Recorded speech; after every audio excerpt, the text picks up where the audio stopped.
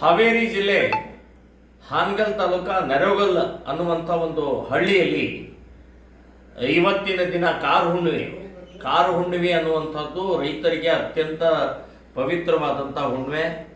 ಆ ಹೋರಿ ಎತ್ತುಗಳನ್ನು ಮೆರವಣಿಗೆ ಮಾಡಿಕೊಂಡು ಹಬ್ಬದ ವಾತಾವರಣ ಇರುವಂಥ ಕಾರು ಹುಣ್ಣಿಮೆ ಅದು.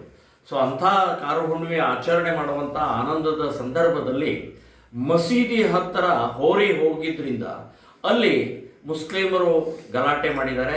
ಗಲಾಟೆಯಲ್ಲಿ ಒಮ್ಮೆಲೆ ಸುಮಾರು 8-10 ಜನ ಗ್ರಾಮಸ್ಥ ರೈತರ ಮಕ್ಕಳಿಗೆ ಕೊಟ್ಲಿ ಕುರುಪಿಯಿಂದ ಕೈಯನ್ನು ಕಡಿದಿದ್ದಾರೆ. ಅತ್ಯಂತ ರಾಕ್ಷಸಿ ಪ್ರವೃತ್ತಿ ಇದು. ಈ ರೀತಿಯ ಮಾನಸಿಕತೆ ಏನು ಮಸೀದಿ ಮುಂದೆ ಹೋರಿ ಬಂದಿದೆ, ಅದು ಏನು ಜನ ಅಲ್ಲೇನು ಒಳಗಡೆ ಹೋಗಿದ್ರು ಏನು ತಪ್ಪಲ್ಲ. ಏನು ಒಳಗಡೆ ಹೋಗಿದೆ ಹೋರಿಗೆ ಏನು ಬುದ್ಧಿ ಇದೆಯಾ? ಸೊ ಹೋದರೆ ಏನಾಯಿತು, ಅನಾಹುತ ಏನಾಯಿತು? ಅವರು ರೈತರಿದ್ದಾರೆ. ಸೊ ಕಾರು ಹುಣ್ಣಿಮೆ ಹಿಂದೂಗಳದ್ದು ಹಬ್ಬ ಆಚರಣೆ ಮಾಡ್ತಾ ಇರುವಂಥ ಸಂದರ್ಭದಲ್ಲಿ ಮಸೀದಿ ಮುಂದೆ ಹೋದ ತಕ್ಷಣವೇ ಹೊಡೆಯೋದ?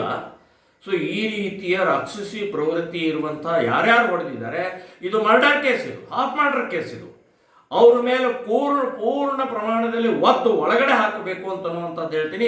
ಇದರಲ್ಲಿ ಮುಸ್ಲಿಮರು, ಇದರಲ್ಲಿ ಏನಾದರೂ ನೀವು ಕೋಮು ಗಲಭೆ ಇವರು ತಪ್ಪು ಮಾಡಿದರೆ ಅವ್ರ ಮೇಲೆ ಕೇಸ್ ಹಾಕೋದು ಮಾಡಿದರೆ ನಾವು ಬಹಳ ದೊಡ್ಡ ಪ್ರಮಾಣದಲ್ಲಿ ಹಾವೇರಿ ಜಿಲ್ಲೆಯಿಂದ ಹೋರಾಟವನ್ನು ಮಾಡಬೇಕಾಗತ್ತೆ.